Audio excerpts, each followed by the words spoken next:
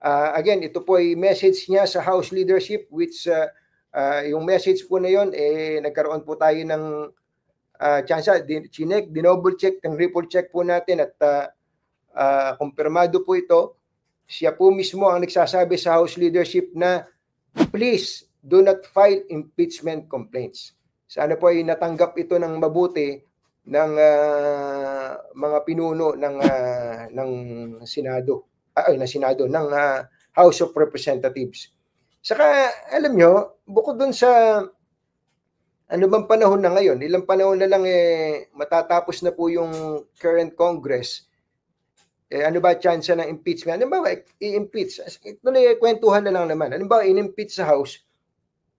Pag magta-trial ba, gaano ba kasalimuot yun? At may numero ba ang Senado para po i-convict si VP Sara?